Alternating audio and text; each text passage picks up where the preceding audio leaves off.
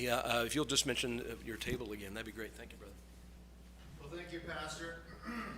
Thanks again for the ladies and some guys prepared all those wonderful lunches for us, but appreciate each of you that had a hand in that. Was really great refreshment in the middle of our time. Kind of breaks things up a little bit, helps everybody to stay awake.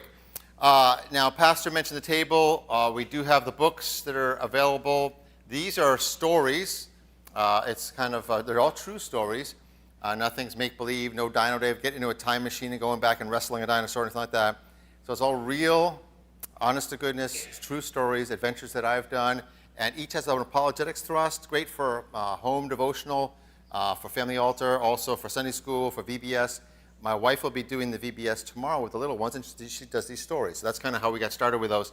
And this is a book just on dinosaurs, kind of junior high and up language. It's a little bit more serious, has footnotes and stuff, but a lot of what I'm going to cover today and the truth about dinosaurs and a lot more is in that book. So these are $16.99 on Amazon, $10 for the conference, and these are $9.99 on Amazon, just $5 for the conference. That's Canadian money. I wouldn't expect anybody to dig out American money up here. So we'll be happy to take cash, check, PayPal, Venmo. Okay, we're going to go through, most of you guys were in our earlier session, so I'm not going to belabor it, but I do want to tell you this.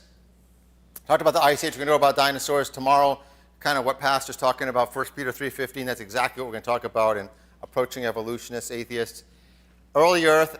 But you'll want to come to that last session.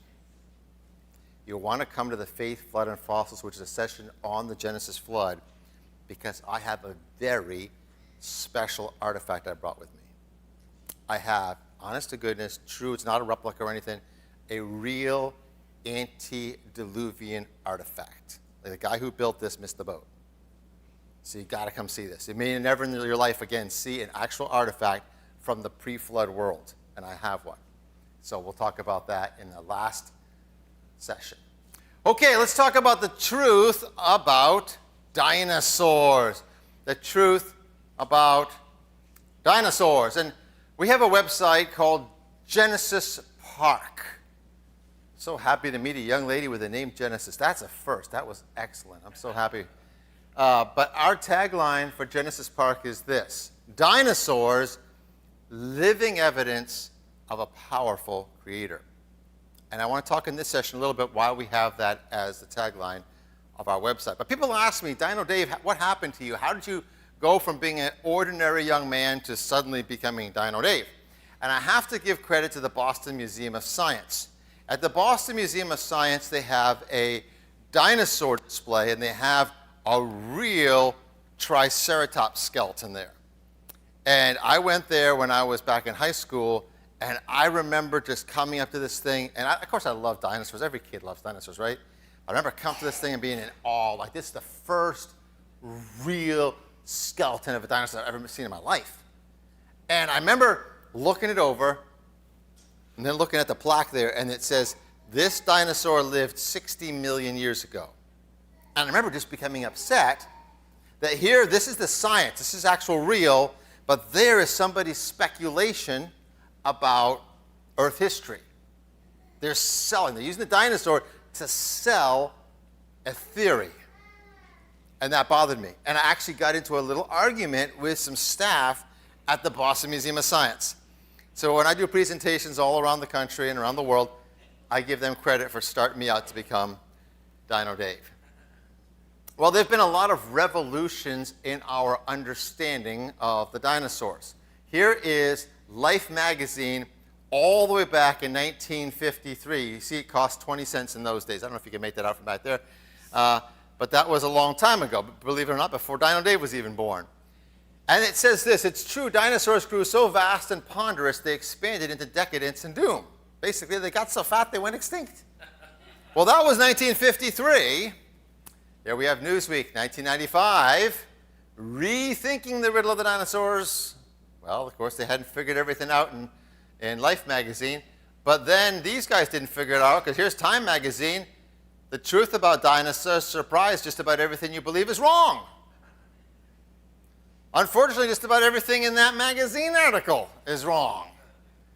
And here is November 2024. Less than a year ago, National Geographic, our understanding of dinosaurs is seeing a revolution, one fueled by a wealth of fresh fossils and innovative research techniques. So they still haven't figured out the dinosaurs. And a lot of the problem is they're starting in the wrong place.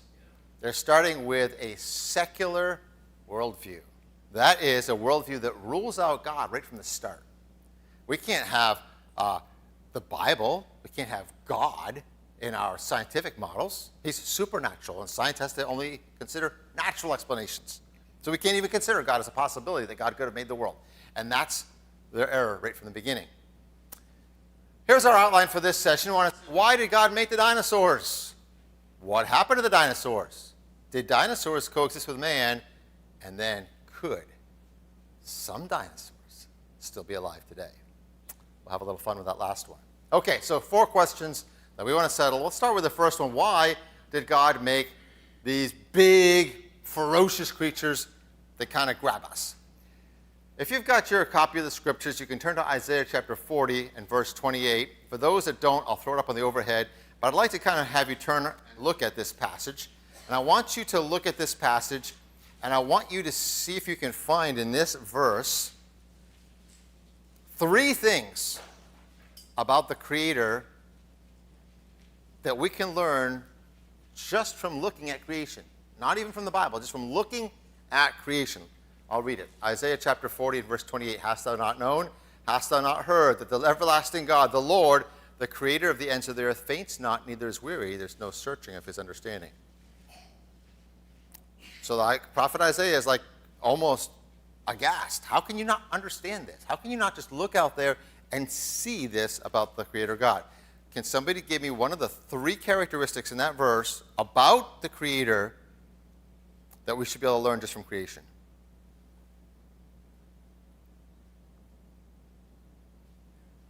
Okay, very good.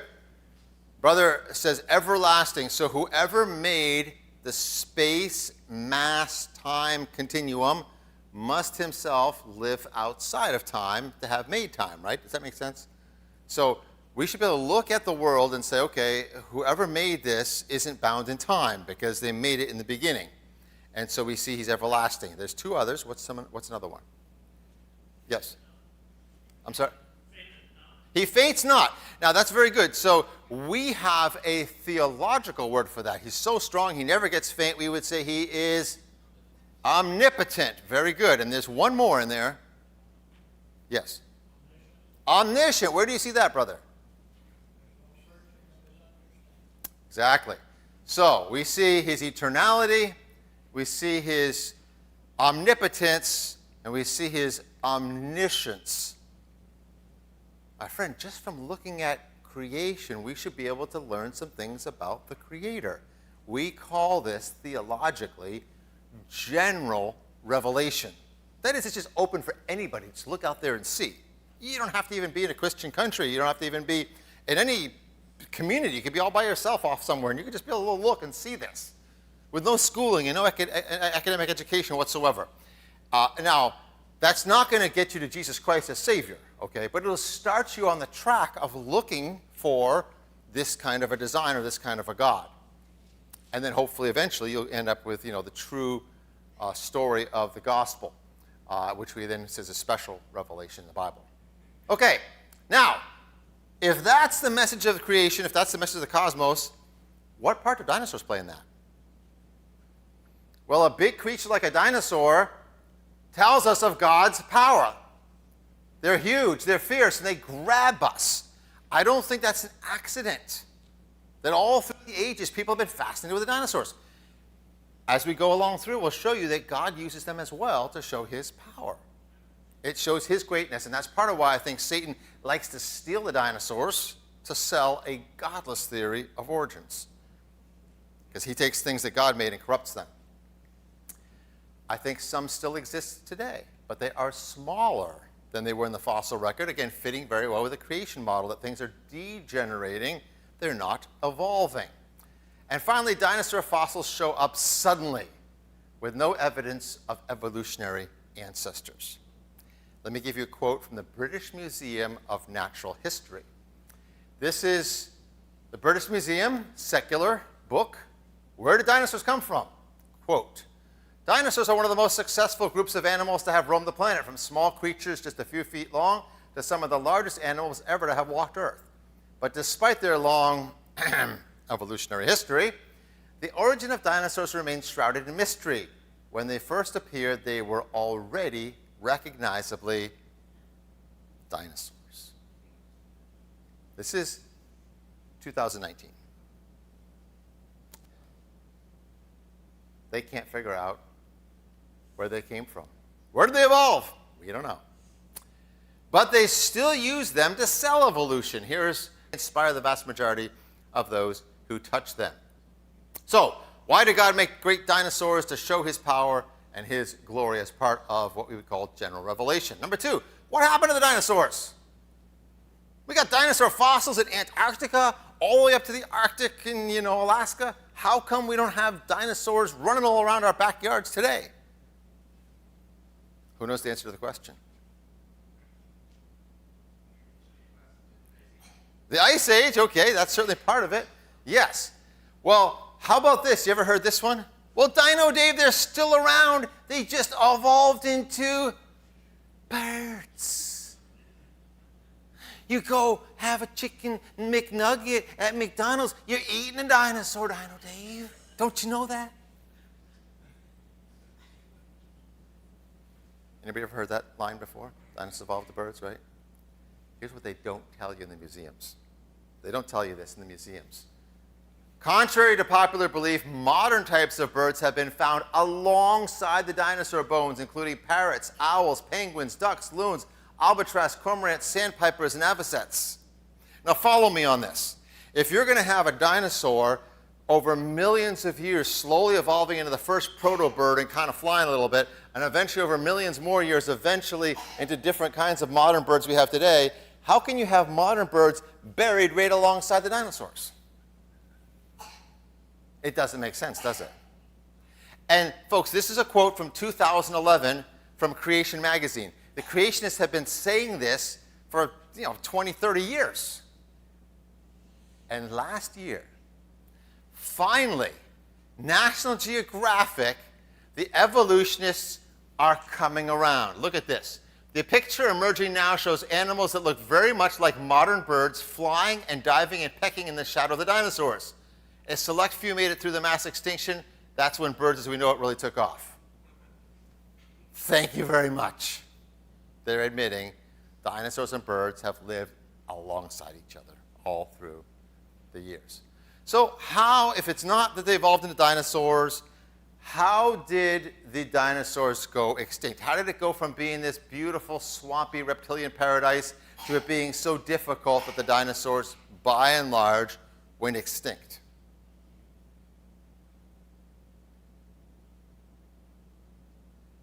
Let me put it to you this way. What would the evolutionists say caused them to go extinct? No, they wouldn't say the Ice Age, brother. Good try. Someone said flood a minute ago. Yeah, that's how you get the fossils, but they were on the ark, right? So how come they didn't come off like all the other animals that populate the earth? Change in the Ice Age, yep. But what would the evolutionists say? A comet. Don't you know, Dino Dave, there was this meteor that came down and smashed into the earth and it burned up all the dinosaurs. That's one theory. It's the one everybody knows about. But it doesn't make a lot of sense, because if it burned up the dinosaurs, how come it didn't burn up the thin-skinned lizards? How come we got iguanas and chameleons and salamanders and all these things running around? I mean, these dinosaurs are big, tough, got thick skin and scales. What about amphibians? I mean, they should have all died out too, right? So there's actually a couple dozen different theories, and that's only one of them. None of them has a majority of paleontologists behind them. One of the theories says the oxygen changed, and I don't know, maybe the Triceratops, eventually his oxygen tank gave out, and then he had to die, right? How about this theory? You think they missed the boat? You think they got the calendar wrong? Oops, we missed it. Oh, it marked on the wrong day on the calendar. No, God was in charge and made sure they were all there. They were all on the boat. So somebody already mentioned it earlier, but yeah, the Ice Age, post-flood environmental changes. We talked about this, remember last session? Large reptiles aren't going to survive so well during an Ice Age. But then people. You cannot take mankind out of the equation. People drive creatures into extinction. It's happened in fairly recent times, right? We just look at what happened to the buffalo. We almost drove them into extinction. From massive herds of buffalo to very, very few that survived. And other creatures. So they were hunted because they were a threat. They were killed for food or medicine. Somebody wanted to be a hero. And some survived even in fairly recent times, and we have stories from many cultures about dragons. Dragons. The word dinosaur was not invented until 1842. Before that, all different scientists and historians, naturalists, they all call them dragons. The Bible, 1611, right? Did the word dinosaur exist? No, not till 1842. So in the Bible, you read about dragons. See? Okay. We talked about why did God make the dinosaurs. We talked about what happened to the dinosaurs. Did dinosaurs coexist with man? I want to spend a little time on this one because this one's kind of important. It's kind of the feature of my website that dinosaurs and men coexisted. And the evolutionists have been really dogmatic on this one. No human being has ever seen a live dinosaur, according to National Geographic. Is that true? No. Who can we say, on the authority of God's word, 100% had to have seen dinosaurs? Okay, we're going to get to Job. Very good. You're running ahead of me on that one. Adam. Adam names all the animals, right? Who else? Noah. Everything that breathes. Okay. Was there swimming plesiosaurs on the ark? No. But were there walking dinosaurs on the ark? Absolutely. Absolutely. Anybody been to the Ark Encounter? Okay, some of you guys have out in Kentucky. Really worth it, especially some of you guys with kids. Take a family trip out there. It's excellent, but they have the dinosaurs on the ark. So we're going to use the Bible to explain the dinosaurs. And starting in Genesis 1:25, we read, God made the beasts of the earth after his kind, the cattle after their kind, and everything that creeps on the earth after his kind, and God saw it was good. These creeping things are dinosaurs. Okay? What day of creation is this?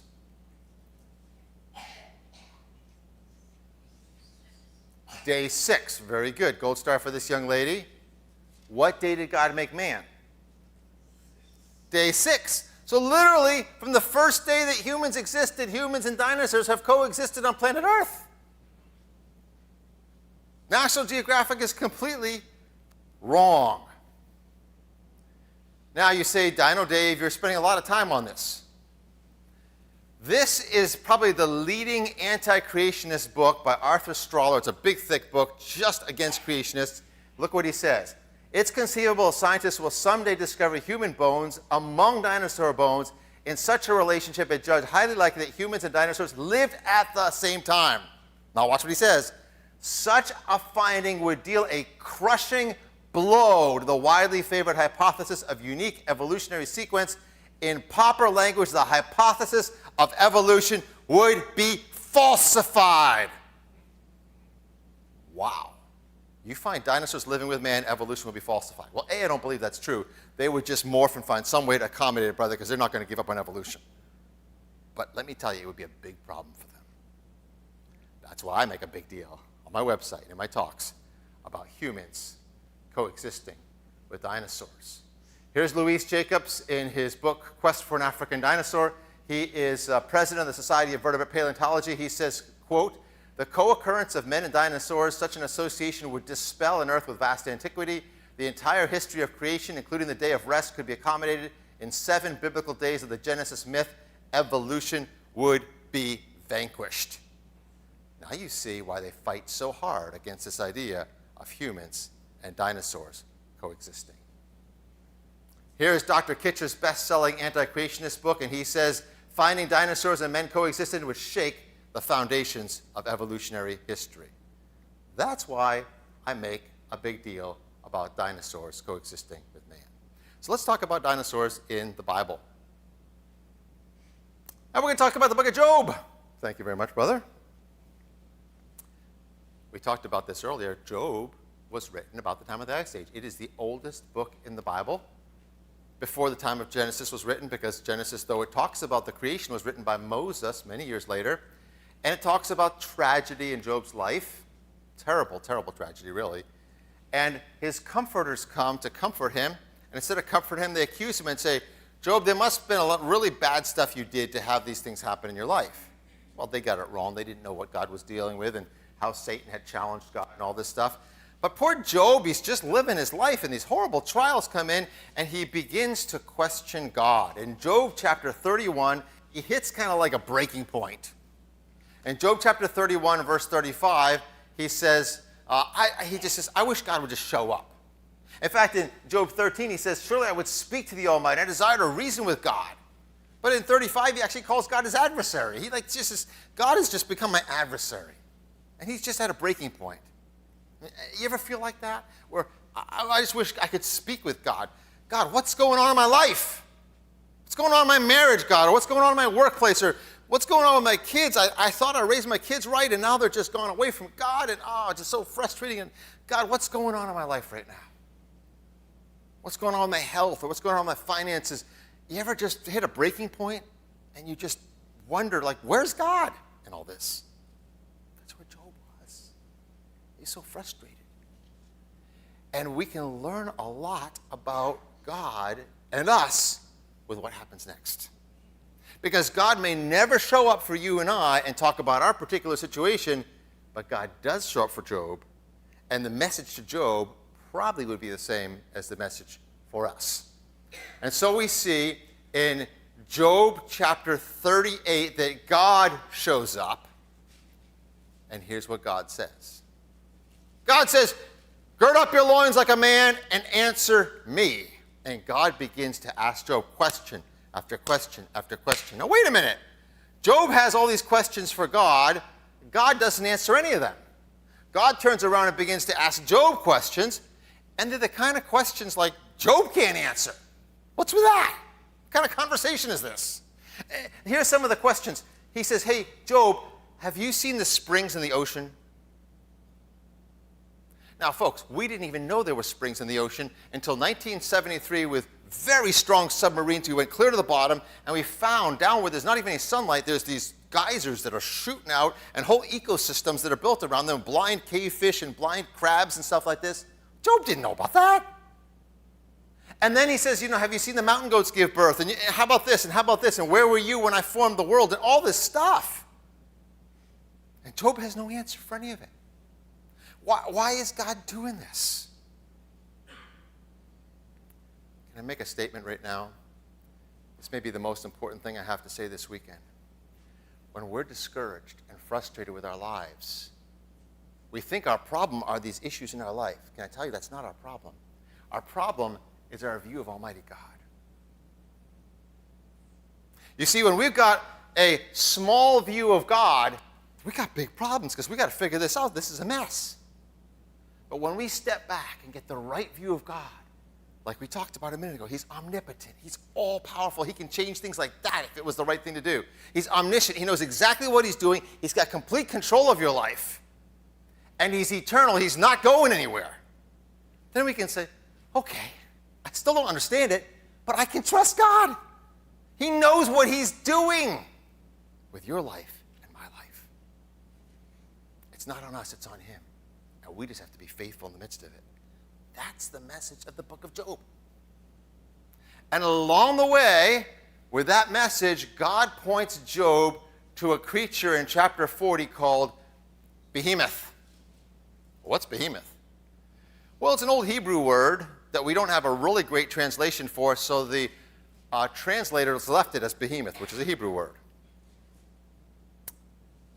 And it talks about this creature being herbivorous. It says in verse 15, he eats grass like an ox. So he's an herbivorous creature. And then it says his force is in the navel of his belly. He's got this big, strong belly. And because of that, some commentators suggest maybe it's an elephant, or other commentators suggest maybe it's a hippo. There was a time in the Middle East when there were elephants and hippos. And of course, elephants do have a big, strong belly. And hippos, they got a really big belly. But can I remind you that some of these dinosaurs, some of these sauropod dinosaurs, these guys had a big belly too. These herbivorous dinosaurs, right? But then it says this in verse 17, he moves his tail like a cedar tree. Now, the cedar trees were the biggest and the tallest trees in the Middle East. They used them as masts on boats. They used them to build the temple. They're famous, the cedars of Lebanon, right?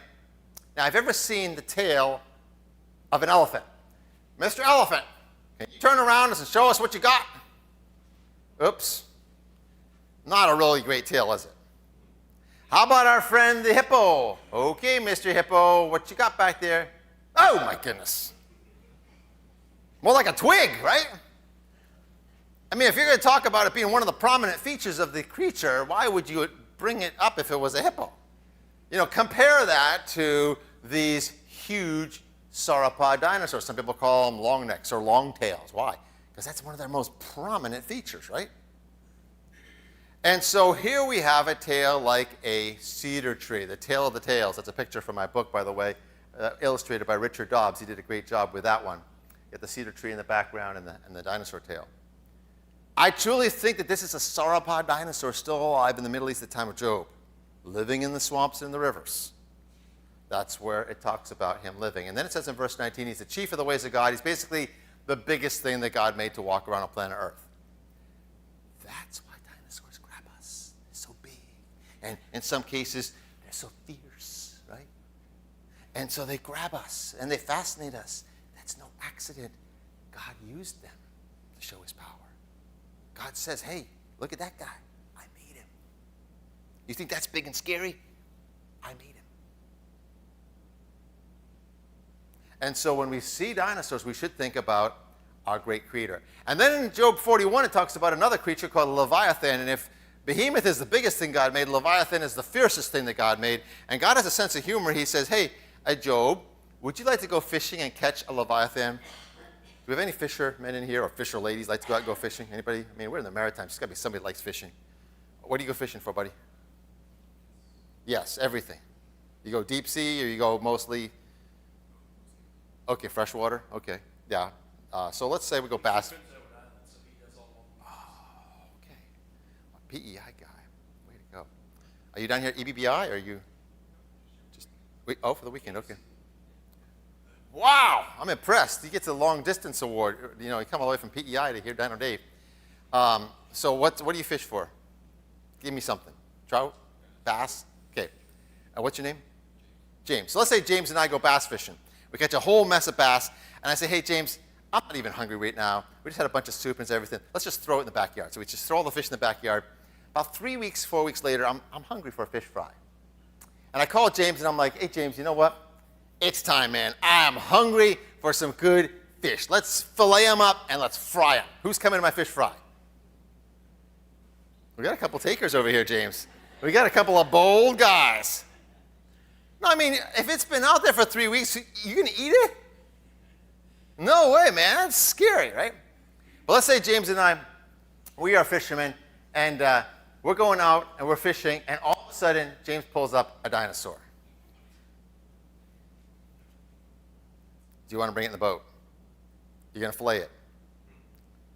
Probably not, right? And yet here, God's sense of humor, he says, how would you like to catch a Leviathan? That is the fiercest thing that God made. And Job 41:10 says, none is so fierce that dare stir him up. Who then is able to stand before me? Why did God make these creatures? To show his power and his glory. And Satan has stolen them. Well, it says this about the Leviathan. He breathes fire. A fire-breathing dragon. Say, Dino Dave, do you really believe in fire-breathing dragons? I do. Mostly because the Bible says so. But we also have some historical evidence that many different cultures that were not related and didn't interact, as far as we know, have stories of fire-breathing dragons. If they're just making up stories, why didn't you have a fire-breathing duck and a fire-breathing mosquito? Why did they all pick on the dragon? See? So I think there really were fire-breathing dragons. And we have some evidence from a biological perspective of creatures that can do some pretty amazing things. Anybody ever heard of the bombardier beetle? Okay, got a couple guys in here. So the bombardier beetle is a very unique beetle. In its abdomen, it has a combination, 2 chambers, one with hydrogen peroxide, one with hydroquinone. When these come together, it's poof, it's an explosion. It's a chemical explosion, about 212 degrees Fahrenheit. And so you could have not a fire-breathing, but a fire-emitting beetle. I'm going to show you a little video clip. These creatures are pretty fierce. Here is a bombardier beetle. Look at the smoke that thing's putting out. He's squirting underneath him without getting his own legs. He can, of course, squirt back. He can also squirt up over his head. God gave him a pretty amazing squirt gun.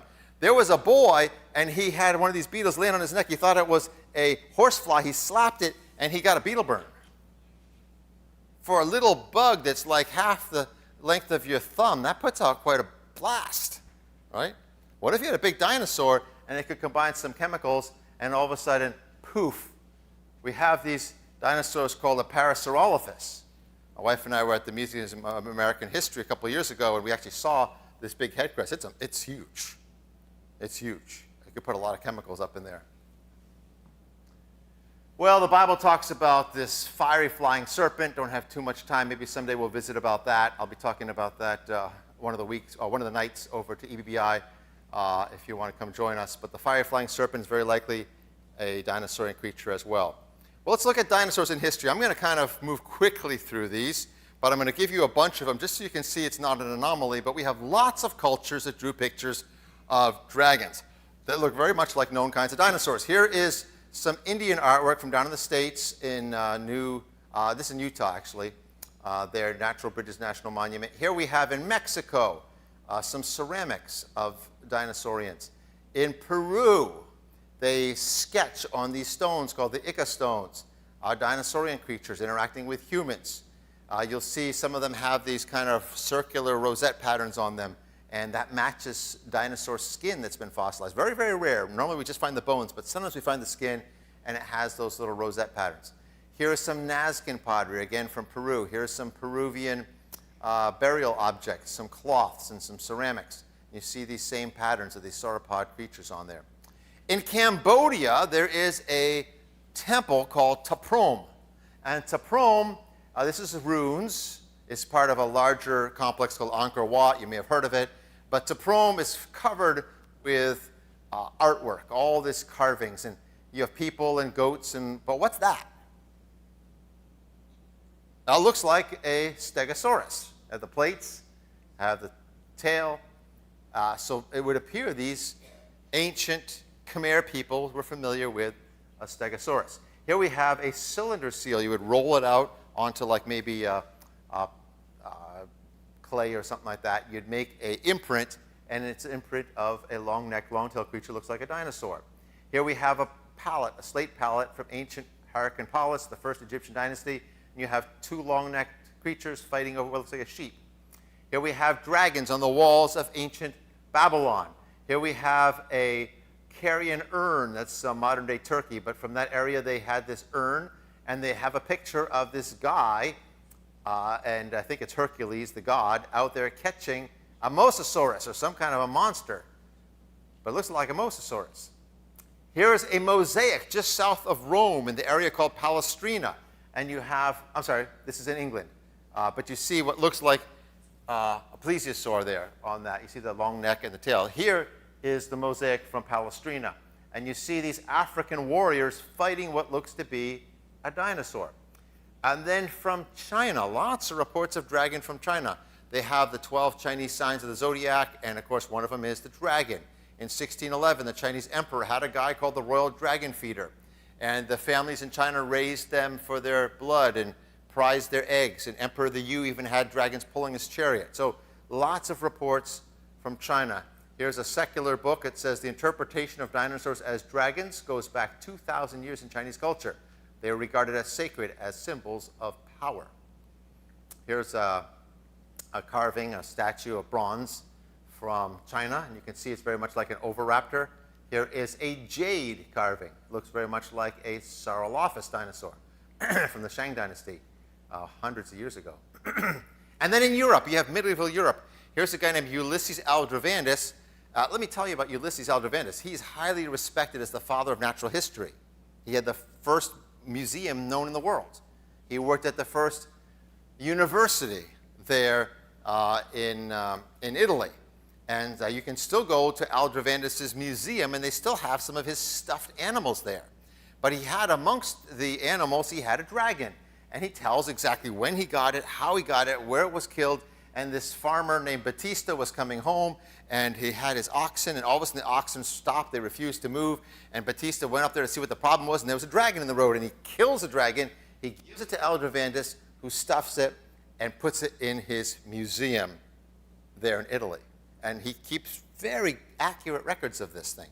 I actually went there looking for the dragon, and they said, no, we lost that. We have a lot of his other stuffed animals, but we lost the dragon. Okay, that's really great. Beowulf, stories from early Britain of killing dragons. St. George killing the dragon. Here's a painting of St. George killing the dragon. It looks like a dinosaur. Then you have these castles, especially in France.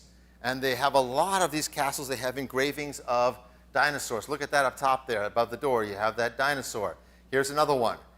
These ones actually breathing fire. Look at that. This looks like a lot like a Plateosaurus or a Baryonyx. Look at the similarity there.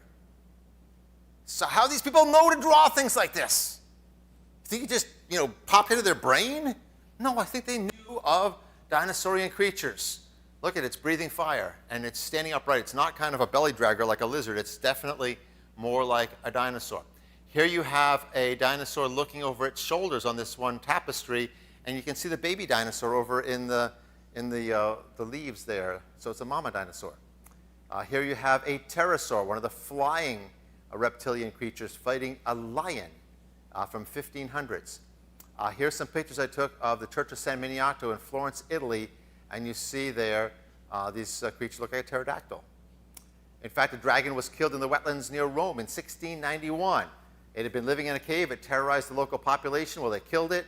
They mounted it. The mount has since disintegrated, but they made a wood carving of it, and the wood carving still survives. It looks a lot like a pterosaur.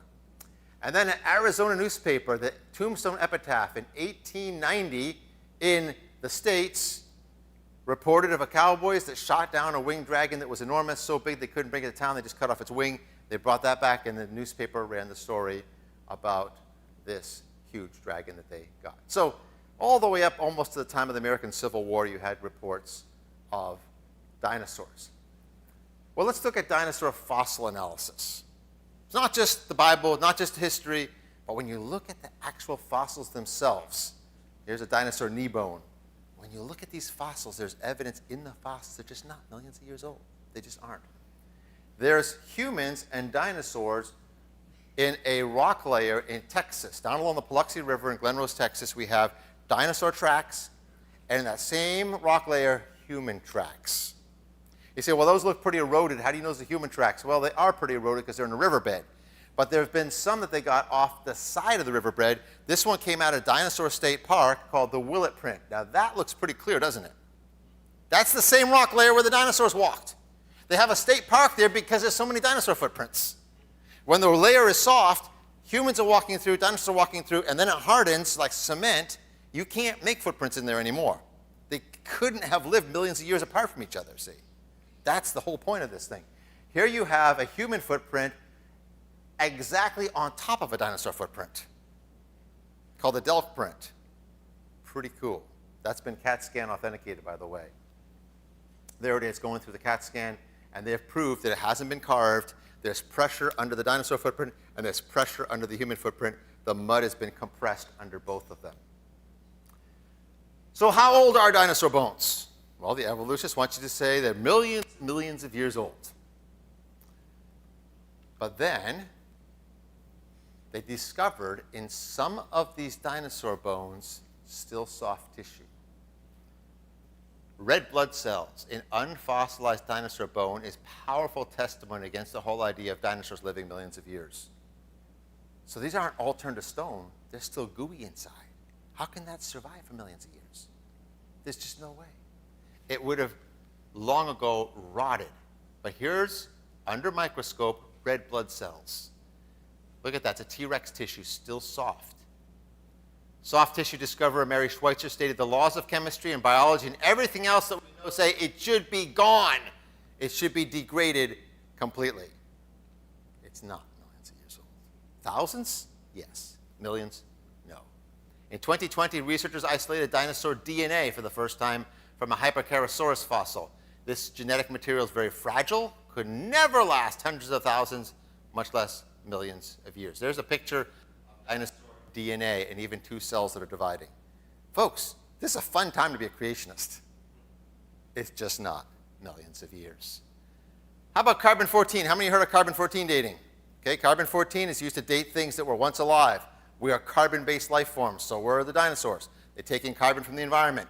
We all have carbon-14 in our bones, in our skin, from the environment. When we die, it starts to turn back into nitrogen-14 over a process we'll talk about tomorrow a little bit. But the dinosaurs still have carbon-14. All of it should be gone in less than 100,000 years. Based on carbon-14 dating, the dinosaur bones are less than 39,000 years old. I don't think they're even 39,000, but they're not even 100,000 for sure. And there's no way they're millions. They just aren't. So, we talked about why did God make the dinosaurs? What happened to the dinosaurs? Did dinosaurs coexist with man? Let's have some fun. Let's ask this question. Could it be? Maybe, possibly. Some dinosaurs still be alive out there today. The world's a big place. We haven't discovered anywhere near the bottoms of the oceans. There's some rainforests out there that haven't been thoroughly explored. Could it be some dinosaur creatures are still out there today? Well, there's an area of science called cryptozoology. Who knows what cryptozoology is? Anybody ever heard of that field of research? Yes, sir.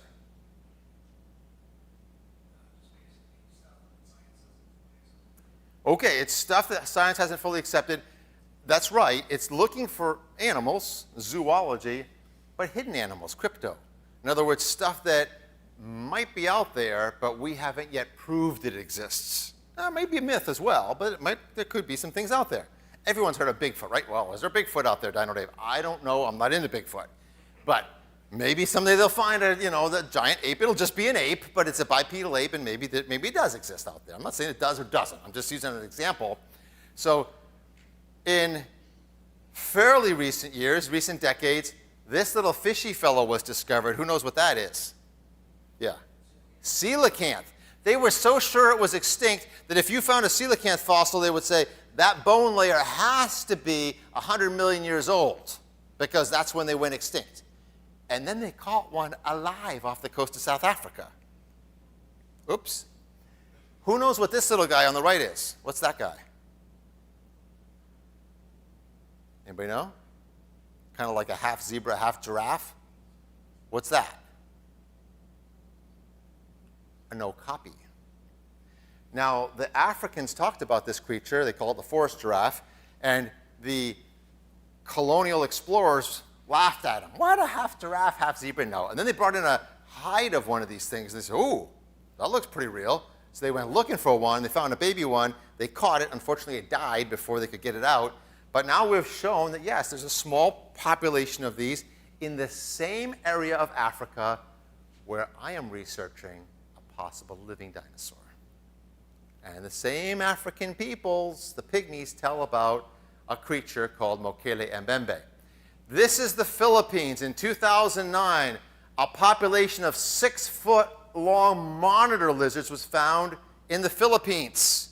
Don't tell me we've got the whole world explored when you're finding in the Philippines, on a fairly populous island, a 6-foot monitor lizard that nobody even knew was there in 2019. So could it be that we have some great reptiles, maybe some swimming plesiosaurs, maybe some of the walking dinosaurs, or maybe some of the flying pterosaurs that are still out there today? I'm going to suggest a possibility for your consideration, a creature called Mokele mbembe. What's Mokele mbembe?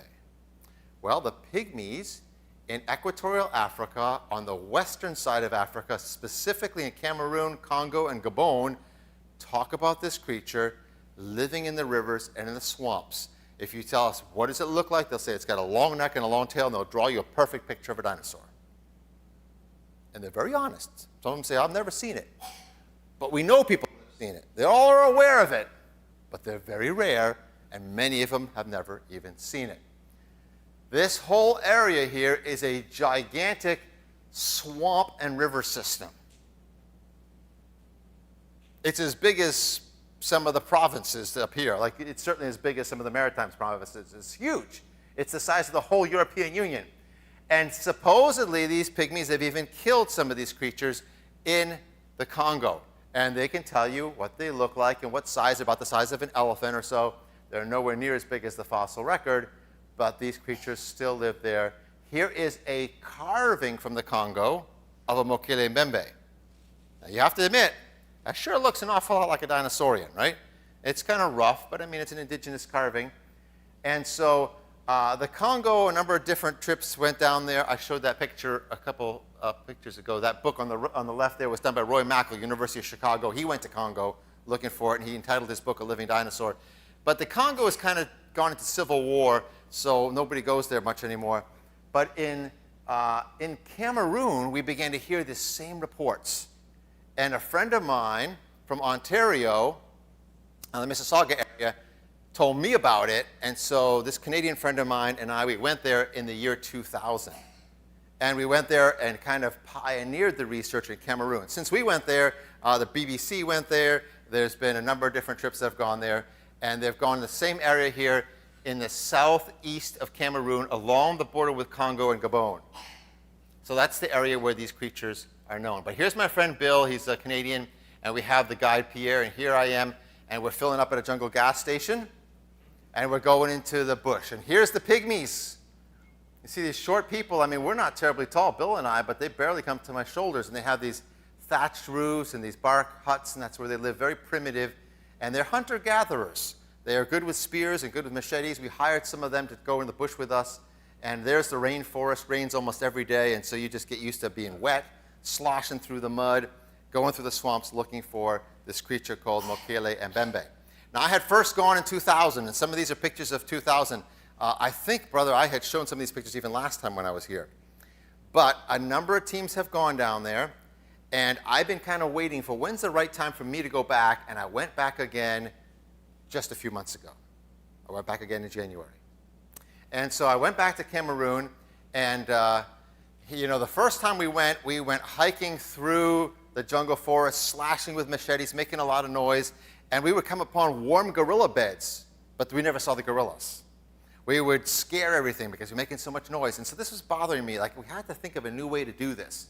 And other teams have said, well, let's get a boat on the river. And they have an outboard engine, and they go, you know, making all this noise going up the rivers, making a terrible racket and scaring everything. So my idea for this trip we just took was to get a raft and start way upstream and quietly float downstream. And I had an electric outboard in case I hit a really dead stretch that could kind of push us through a little bit and keep us going, but still do it quietly. And so here I am, we began to go through, and we hiked down to the river systems, and we went to some of these areas where the Mokele Mbembe has supposedly been sighted. Here we have an inflatable raft. Here you see the old technology of the pygmies and our raft. The raft we rented, unfortunately, leaked. So you see the front's kind of squishy there. We had to like re-inflate it every morning. By night, it would be leaked out. And, but we see the electric engine on the back there. Here's my buddy Josiah. We had a GoPro on the front. We brought trail cameras with us. And we were going very quietly. We would come across, we saw gorillas, we saw river otters, we saw all kinds of birds. It was just amazing.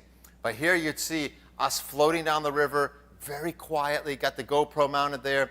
This is pretty typical. I'm in the back with the electric motor. Both our guide, Pierre, and Josiah are there with paddles. And we're just slowly going down the river very, very quietly. And we saw lots of wildlife.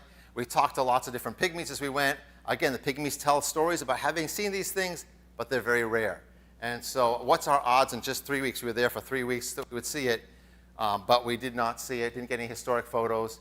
But we did explore a whole patch of river, and there's some pictures from the river. And we'd stay in these hammocks. See these hammocks, kind of hang them, because it's all mud. It's really ankle-deep mud everywhere, eating bananas and freeze-dried food and stuff, but looking for this creature called Mokele Mbembe. And where we were is much like what it talks about in the book of Job. It says in the book of Job, watch this, he lies in the shady trees, in the covert of the reeds and fens. The shady trees cover him, the willows of the brook compass him. Guys, when I'm sitting there going through these swamps and along these rivers, it's like ding, ding, ding, ding, ding. I'm going back to the book of Job. That's exactly where we were. The habitat in Job exactly matches the habitat that the pygmies say these creatures are still alive there in Cameroon. So here's some Cameroonians. These are people that, again, they live in the bush and the jungles. We had got to this one spot where there was a huge waterfall. There was no way we were taking our boat down. These guys bailed us out. You can see they wrapped up our raft.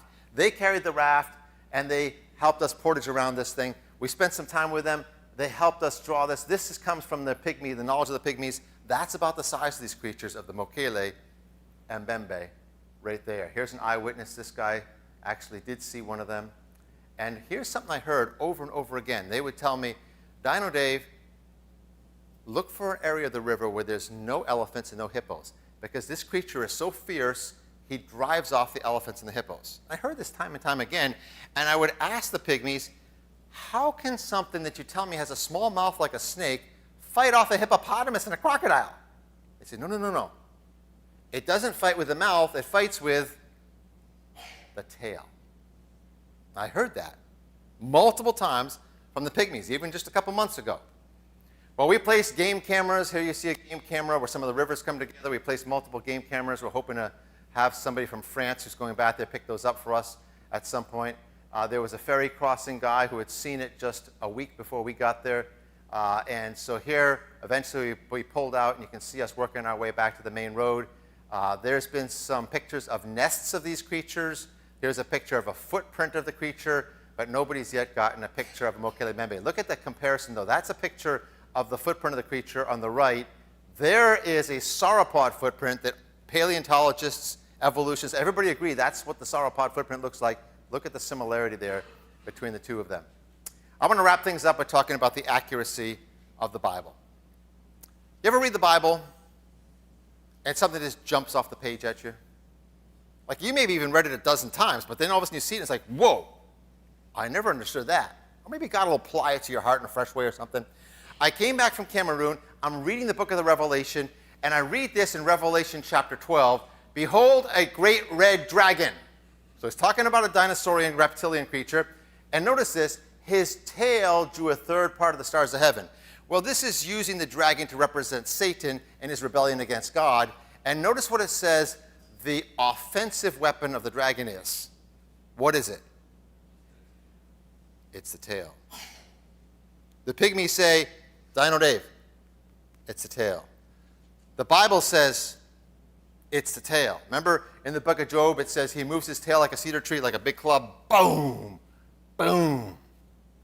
I began to study out the matter of the dragon's tail, and here is an old book called Aberdeen Bestiary from the Library of Henry VIII, written in the 1500s when there's still new dragons in medieval times, and it says this in that book about the dragon. Its strength lies in its, not in its teeth, but in its tail. It kills with a blow rather than a bite. So the pygmies are agreeing with the Bible, agreeing with the book in the 1500s. And then I find, you know what? The modern paleontologists are starting to get on board. Here is a book on sauropods, and it says the tail bones are gargantuan with huge muscle scars that show us essentially it had weaponized the tail that was 30 feet long. So the paleontologists are just now getting on board. If you would just read the Bible, you'd be ahead of the paleontologists. And the pygmies, how did they know? What paleontologists told the pygmies? No, the pygmies know because there's something there. And so you have a lot more I could talk about. Check out the book, Chronicles of Dinosauria. Check out my website, genesispark.com. You can contact me with questions. Dino Dave responds to all emails. I'd be happy to hear from you and correspond with you if you have some questions. You can get on our monthly newsletter. But hopefully you understand why I like to say that dinosaurs are living evidence of a powerful creator. Pastor. 496 in your hymn books. I just want to close with a song. I think that is a proper response. I like his explanation of the purpose of the dinosaur, understanding the purpose of creation, and just to show the greatness of God and his ability and his power And good Bible study should call for a response. And I think a proper response to an all-powerful, great, gracious, merciful, all-knowing God that's so creative is to say, God, I just surrender. Why don't we stand together? We'll just sing one verse of this and then we'll be dismissed. Let's stand together, 496.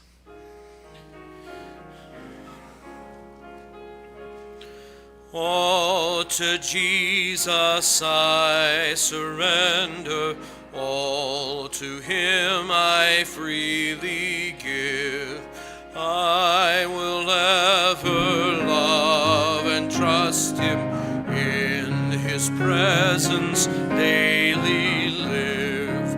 I surrender all, I surrender